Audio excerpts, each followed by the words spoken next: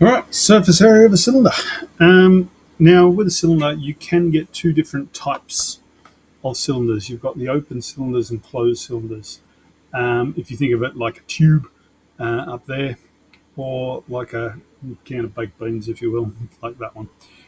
So with the tube, you obviously don't have to worry about this bit up the top. With the closed cylinder, you have an area of the top, you have an area of the bottom as well as. So you've just got to be aware of that. So let's have a look at this one.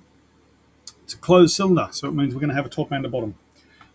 Sometimes they can actually do a like a cup type thing, so it'll be closed at the bottom but not at the top. So just be aware of that and just pay attention to the question. So we're going to find the area of the curved surface first. Look, me, I'm reading the question, and then find the surface area. So to find the area of the curved surface, the area is 2 pi r h.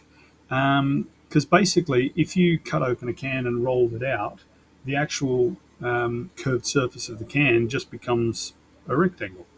Um, and this section here would be 2 pi r, because that's the circumference of the circle when it went around the can, and this is h. So it's 2 pi r h. So r in this case is 16 millimeters. Remember, that is the radius there, only half of the diameter. And h is 50. So our area is 2 times pi times 16 times 50. And that will give us, if we chuck that into a calculator, 5026.5482 dot dot dot.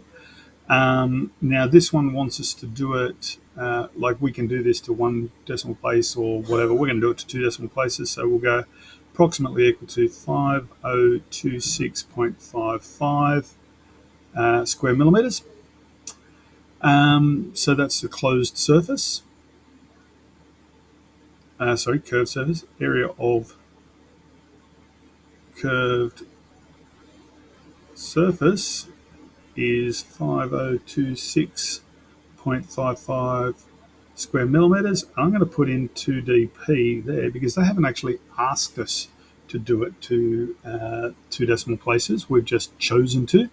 The second part of the question, however, says two decimal places, and so we'll definitely have to do it there. So that's part A.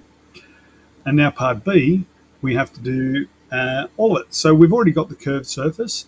So our surface area is going to be equal to pi r squared, which will give us the top, but two of them.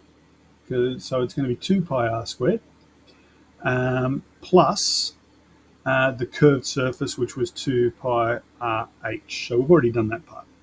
And now r is still 16 millimeters. So we've got 2 times pi times 16 squared plus, now we could chuck this whole thing in, but I'm going to write out the 2 times pi times 16 times 50. I'm going to write it all out just so that we can get it.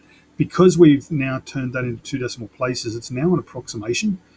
So I'd rather not use that. I'd rather just chuck all of this into the calculator.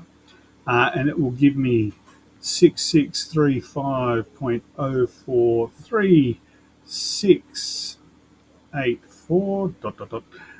And because we want to go to two decimal places, we're going to have to 6635.04 millimeters squared.